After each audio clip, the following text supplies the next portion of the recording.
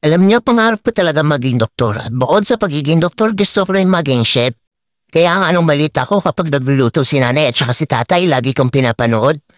Doon ako natutong magluto. Pero ngayon yung pangarap ko na maging doktor at chef kung hindi na matutupad. Pero hindi ako papayag na ganun-ganun na lang. Kaya nga bumili ako ng wok. Ang lakas kaya mga chef nito. Ang sarap pang gamitin. Lalo na pag nagluluto ako ng sinangag. Minsan kasi naiinis ako. Pag hinahalo ko, tumatapon yung kanin. Kaya pag ito ang gamit ko, talagang halong-halo. Tapos alam mo yan kapag nagigisa ako ng sibuyas at saka ng bawang, naririnig ko talaga yung tunog. Ang sarap sa pakaramdam. Tapos alam mo minsan kapag nagtatry akong ihagis-hagis yung iluto ko, nagagawa ko naman. Ang galing. Saka kapag may handaan, kampante ako. Alam mo yon, marami kasi ako naluluto dito. Ang lapit kaya. Pero minsan mahirap din, lalo na kapag hugasan na. Ang bigat-bigat. Pero kahit ganun, masaya pa rin ako dahil nagkaroon ako ng wok.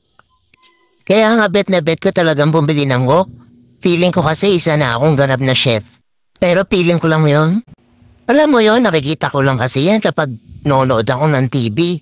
Anyway, itong kwento ko is about sa pangarap ko maging chef ha, hindi about sa wok. Okay, bye!